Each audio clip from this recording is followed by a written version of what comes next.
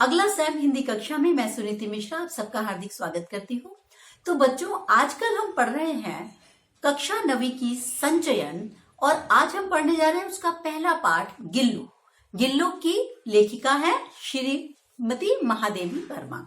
तो बच्चों, महादेवी वर्मा ने जो गिल्लू पाठ है उसमें गिल्लू एक गिलहरी का बच्चा है और उसके बारे में उन्होंने उसके बिल्कुल जब वो उन्हें मिला था, जब उन्हें किस प्रकार से कौवों ने उसको आहत कर दिया था, तो वो कौवों से घायल गिल्लू जब उन्हें मिला उनके आंगन में और उसके बाद से लेकर उसकी मृत्यु तक का उन्होंने पूरा विवरण दिया है। बहुत ही रोचक और बहुत ही प्यारी सी कहानी है। तो पढ़ते हैं इसको। गिल्लू। सोन जूही में आज एक पीली कली लगी है। ये क्या है? उनके बाहर का जो गार्डन है उसमें उन्होंने देखा कि एक पीले रंग का छोटा सा कली आई है, फूल आया है। कह रहा उसको देखते ही मुझे क्या लगा? मुझे गिल्लू की याद आ गई, जो इस लता की सघन हरितिमा मतलब हरियाली के पीछे छिपके बैठ जाता था। वो कह रहे इसी लता में वो गिल्लू छिपके बैठा रहता था। गिल्लू कौन? छोटी सी गिलहरी का बच्चा। और कहती है मैं जैसे पास जाती थी कूद के मेरे कंधे पर चढ़ जाता था। तब मुझे कली की खोज रहती थी। कहते तब मैं सोचती थी जब गिल्लू मेरे पास आता था कि अरे भाई इसमें लता में फूल कब आएगा। कहता तब मैं फूल को खोजती थी और आज जब फूल आया है तो मैं उस छोटे वाले जीव गिल्लू को ढूंढ रही हूँ। इनकी सारी जो कॉन्ट्रास्ट जो आपको मिलेगा ना, कंपैरिजन बहुत ही गजब है। बहुत सुंदर जो ये तुलना करती हैं, वर्णन करती हैं। तो कह रही है अब तो मुझे लगता है कि सोनजूही की जड़ में अब तो गिल्लू मिट्टी होके मिल गया होगा और क्या पता मुझे चौंकाने वही ऊपर आया हो। अब ये बता रही है कि कैसे मुझे वो मिला। कहते एक दिन मैं सवेरे कमरे में बरामदे में आकर मैंने देखा कि दो कौवे गमले के पास छुपन छुपाई जैसी खेल रहे हैं। कह रहे ये काकभूषणी मतलब कौवा अजीब सा प्राणी है।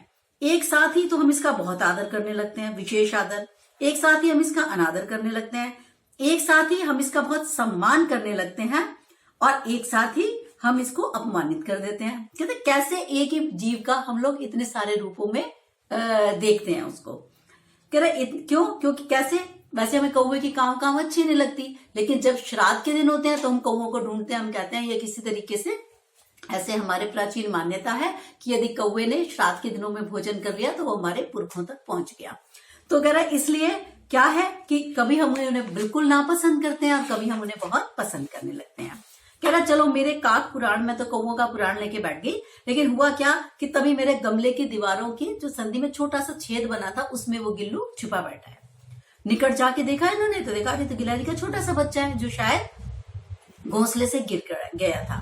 और कौवे क्या सोच रहे थे कि ये तो बड़े आराम से हमारा खाना बन जाएगा, तो कौवे उसे खाने की चेष्टा कर रहे थे। अब इतने छोटे से बच्चे के लिए कौवे की 2 चोंच काफी थी। तो इन्होंने देखा कि कौवों ने 2 चोंच मार दी थी उसको। अब बाकी सबने कहा कि देखो ये तो बच नहीं पाएगा तो इसको रहने देते हैं। वो कहते हैं लेकिन मेरे को इतनी अच्छे लगते हैं पशु पक्षी और ये सब, तो मैंने क्या किया, मेरा मन नहीं माना, मैंने उसको उठा के अंदर ले आई। फिर रुई से पहुंचा, उससे पेनिसिलिन का मरहम लगाया। फिर कह रहा रुई की पतली सी बत्ती बनाकर धीरे धीरे उसके दूध मैंने उसको पिलाने की कोशिश की, लेकिन उसका मुंह नहीं खुला और दूध की बूंदें उसके मुंह के दोनों तरफ से गिर गई। फिर काफी समय बाद वो थोड़ा सा ठीक हुआ और इन्होंने तीसरे दिन तक, ये कह रही है इतना अच्छा हो गया कि उसने अपनी उंगली को 2 नन्हे पंजों से पकड़ लिया। उसको समझ में आता है, आप जानते हैं जीव जंतु भी जानते हैं कि हमारा कौन हितैषी है। तो अब फिर वो कह रहे हैं कंचे जैसी आंखों से इधर उधर देखने लगा। फिर 3-4 महीने में उसके स्निग्ध रोए, झब्बेदार पूंछ, चंचल चमकीली आंखें हम सबको हैरान करने लगी, यानी वो बड़ा सुंदर लगने लगा। हमने उसकी जातिवाचक संज्ञा को व्यक्तिवाचक संज्ञा दे दिया। देखो कितनी अच्छी पंक्ति इन्होंने बोली। जातिवाचक संज्ञा मतलब कि वो एक पशु पक्षी वो है जीव है, और उसको इन्होंने व्यक्तिवाचक संज्ञा मतलब हमने उसको एक नाम दे दिया। और नाम क्या दिया? गिल्लू। सब उसे गिल्लू कहने लगे। इन्होंने उसको खिड़की पे डलिया में टांग दिया। 2 साल तक वो गिल्लू का घर रहा। वो अपने खुद ही हिला हिला के झूलता रहता और अपनी कांच के मनको जैसी आंखों से कमरे में कभी इधर उधर जाता रहता।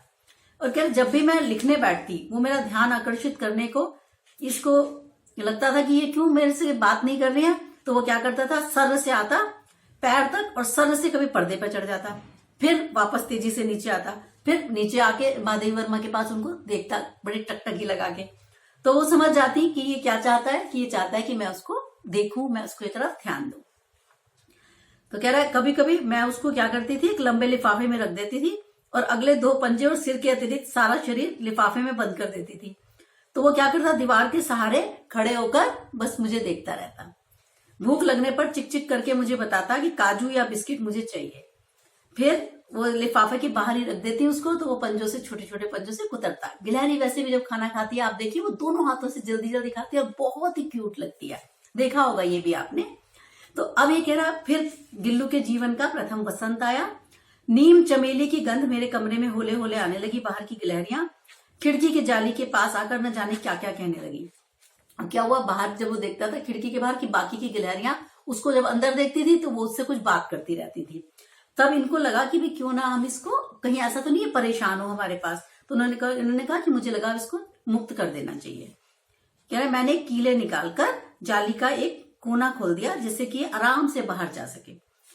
इतने छोटे जीव को घर में पले कुत्ते बिल्लियों से बचाना भी, कह रहे मेरे लिए बड़ी समस्या थी, क्योंकि महादेवी वर्मा के पास कैसा था, एक बहुत बड़ा फार्म जैसा समझ लीजिए, जिसमें बहुत सारे जीव जंतु, पशु पक्षी सब रहा करते थे। तो ये जो है कुत्ते बिल्ली, गोरा गाय, इसकी भी आपको कहानी आगे पढ़ने को 8वीं क्लास में आपको पढ़ाई गई थी, गोरा गाय की भी कहानी। तो इस सारे जीवों को अपने पास अपने फार्म हाउस में पालती थी। तो कह रहा मुझे डर लगता था कि कहीं ऐसा ना हो बिल्ली वगैरह इसको खा जाए। आवश्यक कागज पत्रों के कारण कह रहा मेरे बाहर जाने का कमरा बंद ही रहता है। कॉलेज से जो लौटते ही जैसे ही कमरा खोला, गिल्लू अपनी जाली के द्वार से भीतर आके मेरे पैर से सिर और सिर से पैर तक दौड़ने लगा। अब उसको ये लगा कि ये कहाँ चली गई थी इतनी देर के लिए। मेरे कमरे से बाहर गिल्लू भी खिड़की की खुली जाली की राह उछलता कूदता बाहर चला जाता। ये कह रहे हैं अब क्या किया इसने, दिन भर गिलहरियों के झुंड का नेता बना रहता और उनके साथ हर डाल पे उछलता कूदता रहता। ठीक 4 बजे खिड़की से भीतर आकर अपने झूले में झूलने लगता और कह रहा है उसको पता नहीं कैसे मजा आने लगा कि मैं इनको चौंकाऊंगा। किसको, महादेवी वर्मा को। तो कह रहा है इसने क्या किया, महादेवी वर्मा को चौंकाना मतलब कि उनको हैरान करना है। वो क्या कहता, कभी फूलदान में छिप जाता, कभी पर्दे की चुन्नट में और कभी सोन जूही की पत्तियों में। मेरे पास बहुत सारे पशु पक्षी हैं, उनका लगाव भी मुझसे कम नहीं है, परंतु उनमें से किसी की भी हिम्मत मेरी थाली में खाने की नहीं हुई। लेकिन गिल्लू कैसा था, उसको महादेवी वर्मा इतनी प्यारी लगती थी और इतना खुल गया वो उनसे। तो कह रहा है ये आ जाता मेरे खाने की प्लेट में और थाली के पास बैठकर, कह रहा मैंने उसको बड़े ध्यान से उसको फिर खाना सिखाया। एक एक चावल उठाकर इतनी सफाई से खाता था कि सब हैरान हो जाते। काजू उसका प्रिय खाद्य था। कई दिन काजू अगर नहीं मिलते तो क्या करता, अपने झूले में से खाने की बाकी चीजें गिरा देता। मतलब वो अपनी नाराजगी दिखाता कि मुझे तो काजू पसंद है और आपने मुझे काजू नहीं दिया। इसी बीच मुझे मोटर दुर्घटना से आहत होकर कुछ दिन अस्पताल में रहना पड़ा। महादेवी वर्मा जी का एक्सीडेंट हो गया और दुर्घटनाग्रस्त होकर उनके लिए मुझे काफी दिन अस्पताल रहना पड़ा। उन दिनों जब भी मेरे कमरे का दरवाजा खोला जाता, गिल्लू अपने झूले से उतरकर भागता और महादेवी वर्मा को ढूंढता। फिर किसी और दूसरे को देखकर तेजी से वापस अपने घोंसले में चला जाता। सब उसको काजू दे आते, परंतु अस्पताल से लौटकर जब मैंने उसके झूले की सफाई की तो उसमें काजू भरे हुए मिले, जिनसे क्या पता लगता था कि उन दिनों वो काजू भी नहीं खा रहा था। क्यों? क्योंकि उसको लगा महादेवी वर्मा कहाँ चली गई, तो उन्हीं को खोजता रहता था। उसको काजू भी उसने नहीं खाए। कह रहा मेरी अस्वस्थता में वह तकिए पर सिरहाने में बैठकर जिन दिनों वो अस्पताल से वापस आई, कह रहा नन्हे नन्हे पिंजों से सिर और बालों को इतने होले होले सहलाता कि उसका हटना एक परिचारिका के समान लगता। कहता जब वो हट जाता तो ऐसा लगता कि जैसे कोई मेरी सेवा करने वाला सेवादार वहां से हट गया हो। गर्मियों में जब मैं दोपहर में काम करती रहती, गिल्लू बाहर न जाता बल्कि अपने झूले में बैठता। उसने गर्मी से बचने का एक नया उपाय खोजा। क्या करता था, वो सुराही ठंडी होती है ना, जिसमें पानी भर के रखता है, जैसे घड़ा होता है तो सुराही क्या होती है, जिसकी गर्दन पतली होती है और नीचे से घड़े जैसा आकार। तो कह रहा है उसके पास बैठ जाता और ठंडक में भी रहता, तो उसके पास जाके लेट जाता जिससे उसे ठंडक लगती। गिलहरियों के जीवन की अवधि यानी उनका जो जीवन काल है वो 2 साल से अधिक नहीं होता, अतः गिल्लू की जीवन यात्रा का अंत भी आ ही गया।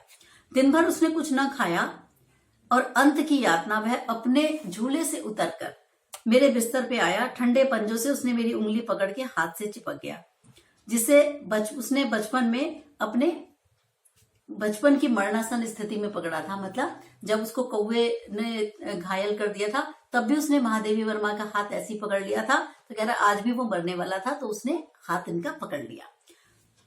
पंजे इतने ठंडे हो रहे थे, मैंने जाकर हीटर जलाया, उसे गर्मी देने की कोशिश की, लेकिन प्रभात की पहली किरण के साथ ही वह किसी और जीवन में जागने के लिए सो गया, यानी उसकी मृत्यु हो गई।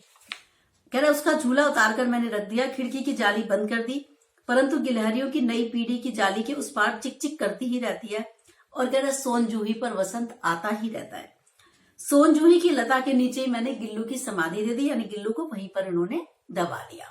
मतलब जो जैसे वो उतना प्यार करती है ना सभी जीव जंतुओं से, तो उन्होंने जैसे संस्कार करते हैं तो उन्होंने उसको मिट्टी में वहीं पे दबा दिया, उसी लता के नीचे जिसके नीचे वो खेलता रहता था।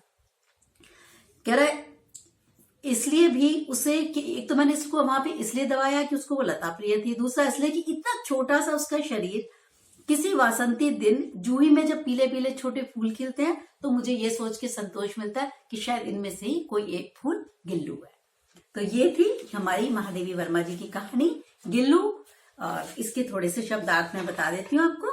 लघु प्राण छोटा जीव, स्वर्णिम सुनहरी, समादरित विशेष आदर प्राप्त, अनादरित जिसे अपमान मिला हो, अवमानित अपमानित, दूरस्थ दूर रहने वाला, अवतीर्ण प्रकट, काकभूषणी कौवा।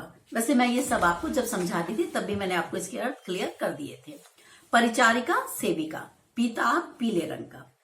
तो ये दो प्रश्न एक बार मैं आपको फिर बता दूं, ये जरा आप अच्छे से कर जाइएगा, बाकी प्रश्न तो आप करके जाएंगे ही। एक तो ये सबसे पहले कि गिल्लू की किन चेष्टाओं से आभास मिलने लगा था कि अब उसका अंत समीप है। एक तो ये एक सबसे ज्यादा जो पूछा गया है ये है पाठ के आधार पर कौवे को एक साथ सम आदरित और अनादरित क्यों कहा गया है। जनरली जो सीबीएसई वो ऐसे क्वेश्चन पूछता है जो बुक में ही जिसका आंसर ना हो, जिसका आंसर आपको थोड़ा सा सोचना पड़े और आपको इधर उधर से आंसर ढूंढना पड़े। तो मैंने आपको बताया ही था कि समादरित मतलब कि बहुत सम्मानित करते हो कभी तो आप उसको, अनादरित कभी कभी आप कौवे को बड़ा अपमानित कर देते हो। ये क्वेश्चन आप अच्छे से कर जाना।